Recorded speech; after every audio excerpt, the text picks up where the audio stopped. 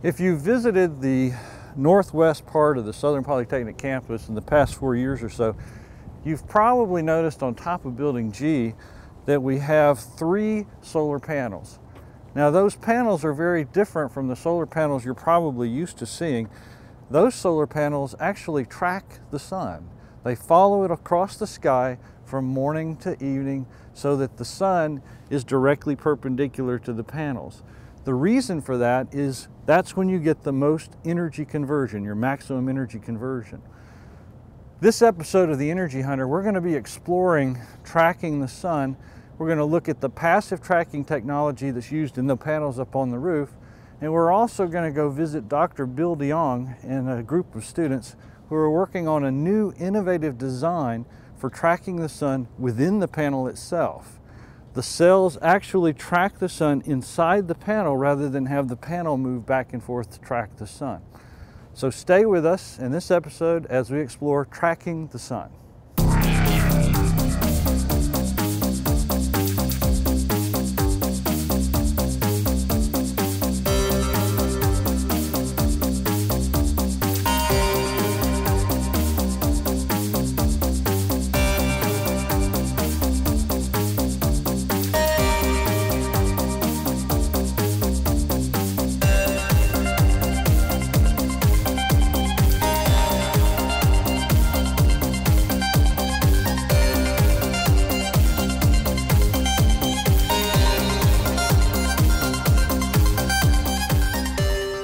Okay, today we're going to get started learning a little bit about why solar tracking works and why we use solar tracking panels to get more energy out of our cells. Before we begin though, my assistant has complained to me a bit about, well, he wants to be differentiated. He wants to express himself. So I've told him that he's free to pick his own wardrobe, and I haven't seen it yet, but he says he's come up with a really great Really? You're going to go with that? That's not professional. Absolutely not. Just a minute. We'll have him back here in just a minute once he gets everything all settled. Much better. Okay. Now, if we're ready to go, we're going to first off start by talking about the sun and the way the sun moves across the sky. Most people, when they wake up in the morning, they either say it's day or it's night. We don't really think about where the sun is in the sky every minute of every day. You go to lunch, you don't think about whether it's directly overhead or maybe off to the side by 20 or 30 degrees. That's just not part of your thinking. But the sun moves all day long through the sky. In fact, every single day of the year, the sun traverses a different path in the sky. And it depends a great deal upon where you are on the earth as to what kind of path you're going to get. Now typically the sun will always rise in the east and set in the west, but how far across the sky it goes depends on the time of year. The reason for that is the tilt of the earth. Now if you'll see in our graphic here, we've got a sun in the middle and the earth is actually tilted off the axis of rotation around the sun. What that means is that during the one phase of the rotation, the sun is more on the northern hemisphere, and then on another phase, it's more on the southern hemisphere. So the idea is, as the earth traverses the sun throughout the year, its exposure to the sun changes depending on where you are on the earth. That path through the sky is represented typically by an arc. And you could even draw an arc across the sky to show where the path of the sun goes. So that creates a bit of a problem when we're talking about solar cells. Now, a solar cell is significantly more efficient if the light directly coming from the sun is perpendicular. If the light is hitting directly upon the cell itself, you're going to get the most power out of that cell. As the light goes at an angle off to the side, either to the 2 o'clock or the 10 o'clock position, that means the power starts to drop quite a bit. Maximum power in a cell is generally received between 10 a.m. and 2 p.m. solar time. Whoa, let's talk about what solar time means. Now, Solar time is very different from regular time. Everywhere you stand on the earth, you have a unique solar time. And solar time means if you have solar noon, the sun is directly overhead. It's not 12 noon on the clock, but it's when the sun is directly overhead that it's 12 noon solar time. Because of this characteristic of the sun, because solar cells convert power more efficiently when the sun is directly in front of them, it makes sense to think about how do we make solar cells point toward the sun? Well, we do that with a special type of panel called a tracking panel. Now, the tracking panels are generally mounted on special hardware that moves with the sun, that follows the sun through the sky so that you can maximum power out of your panel. In certain regions of the United States, you can get upwards of 35% extra, more power out of the same panel with it tracking as opposed to with it fixed. Now, why do we have fixed panels if you get so much better with tracking? Well, it's a cost trade-off. Remember, solar panels cost money and the mounts that they mount to cost money. A standing fixed mount, which is what you see in most rooftops, is very inexpensive. Aluminum bars tie the panels down firmly to the roof and keep it from blowing away in the wind. Very inexpensive. But a panel that moves, that gets expensive. You have all kinds of different hardware that has to interact and make the motion possible going back and forth. It has to be resistant to wind gusts, etc., etc. All right, next on the show, we're going to go take a look at some passive tracking panels that are on top of a roof at Southern Polytechnic State University. Hi, we're here on the roof now, and I'm standing right next to Larry.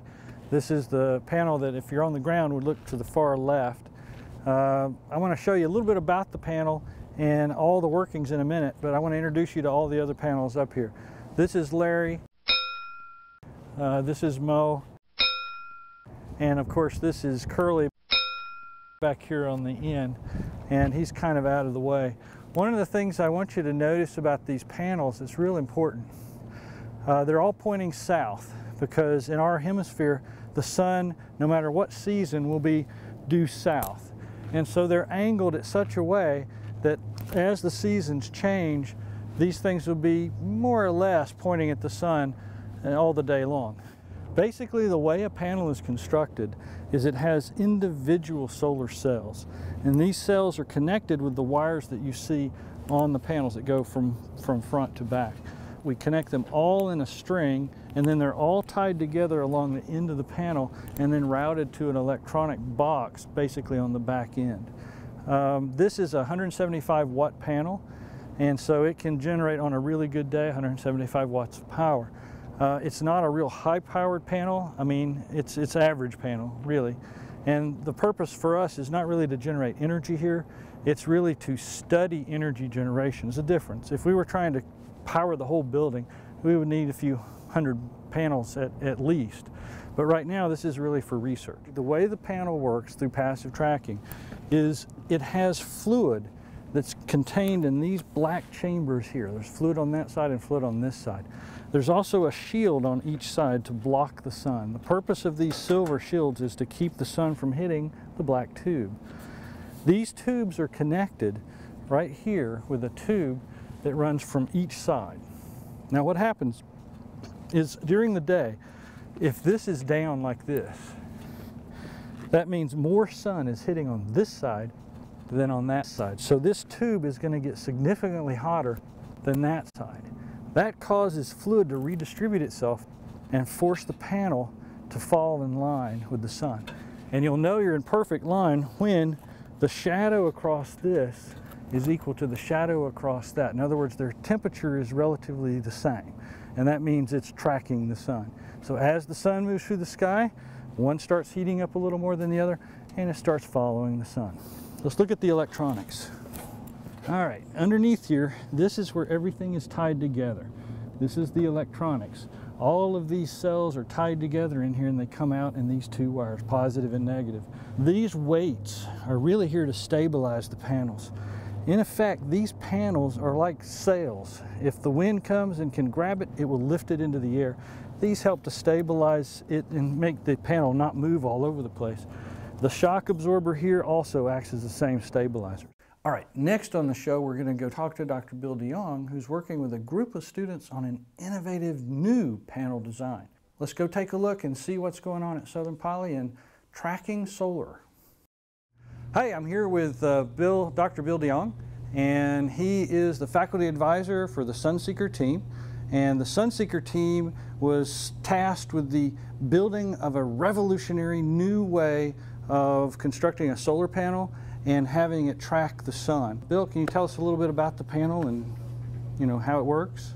Well, the idea behind this panel is that it's in the middle between a fixed tilt solar panel that's just mounted on the roof but is unable to track the sun, and a more complex active tracking panel that uses DC motors to track the sun, but of course doing that is going to make it more complex as well as more expensive. So this basically is in the middle between those two different kinds of panels. So you've got a nice compromise here. The fixed panel cheaper but doesn't collect as much sun. The tracking panel is more expensive because they've got big tracking mounts, and then this one falls in between, giving you better performance but less cost. Exactly. Okay. So this is able to collect more energy from the sun like the active tracking panels, but it will cost less than having those active tracking panels with motors. So this is a pretty good compromise in our viewpoint. Now it does also give you the ability to put panels together closer, right? Is that right? Correct, yes. As opposed to the active tracking panels that have to be separated because of the fact that they're moving around quite a bit. Right. And so these panels are large, and you have to basically make space for the movement of those panels. And also shadowing, right? Is there some? And shadowing would be the other concern, because when these panels are moving about, depending on the direction of the sunlight, right, they might actually cast a shadow on a panel that's behind them. So recently you carried a team called the Sunseekers. That's correct. To Washington, D.C. How did they go? Physically carry them. No, no. Yes, I accompanied them to Washington, D.C. Accompanied them to Washington, D.C. Very good. And so how did it go? I think it went well. The Sunseeker team was basically in competition versus about 30 other teams from all over the country, including teams from Stanford, Purdue, and these teams also had graduate students, whereas ours were all undergraduate students. So the students had a good chance to compare their project with the work of others and come away with a better sense of what they were able to accomplish for this project. Cool. So very cool. Yeah. I think it was a very good experience for them in participating in this design competition. Okay, wonderful, wonderful. That's great. Hey, we're here on top of the roof with the Sunseekers team. They brought us up on the roof so we could see this thing outside and see how it performs. Here is the panel here, and you'll notice that the sun is just about to come out. Yep, there it comes. And we're going to see exactly how these lenses work and how they interact with the coils. So if you'll come over here, you can see that the lenses cause the light to get intensified in a certain area. Now this side, they're not hitting the coils. But if you look on the other side, you'll see that these lenses are working quite well to help guide the light toward the coils, and that's what's going to cause these coils to start tracking and following the sun.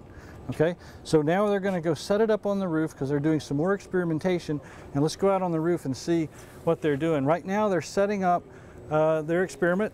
They're setting up some bags to help elevate the panel at a fixed rate. All panels, solar panels, need to be elevated at a fixed angle. The angle is equal to actually the latitude that you're in, and that provides the best performance over the year. What are we setting these things up for here? We're doing measurements. Is that what we're planning on doing? Okay. And so you're hooking up the panels outside, see how they do in the real world, and then you're going to go into the laboratory and take measurements of the voltage and current, okay, which will give us the power output of these panels. Okay, and wonderful. From that, we can calculate the total energy that's collected over one day. All right. Now we have two sets of panels. One's a fixed, right? Yes. And then the other is this, so you can compare the two. Exactly. Okay, so great. That's an existing kind of a standard panel. and we will want to compare our new prototype Right. to the energy that's collected by the standard panel and see how much more energy can be collected. Wonderful. Okay, excellent. All right, we've returned from the roof. We were just on the roof and they were setting up the panels. They're still doing some finishing touches out there right now. And what we're going to do now is we're going to go into the laboratory. This is a rooftop lab. Outside you can do experiments with solar panels and anything else that needs outside wind turbines and what. And then you come in here and this is the interior lab. Now if you'll notice up here on the left we have our feed panel that allows wires and stuff to be fed in from outside and then hooked up to measurement apparatus here. And then you can take measurements as you will. The lab is fully populated with students right now, working hard, not knowing that they're on TV. So this is where the measurements will take place. They'll look at it, they'll try to figure out if the panels are working well. They're going to compare the fixed with the one that's tracking and see how much better performance it has. And then they're going to use that to design even better panels down in the future. So keep your eyes open because you never know. We might start seeing these on rooftops and you know exactly where they started from, right here at Southern Poly. That's the Energy Hunter for now. We'll see you at the next episode.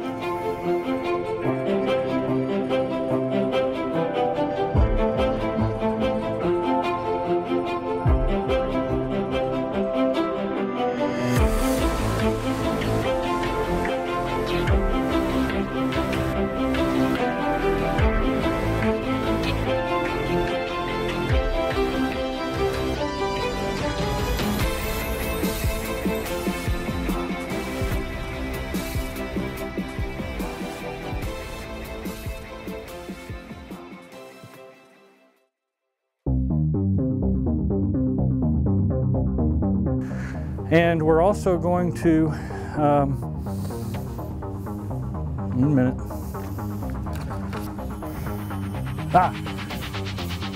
Should I talk about the fairies that sprinkle dust on the panels and make them? Well, thank you very much for our, and even the transfer energy. So, blah.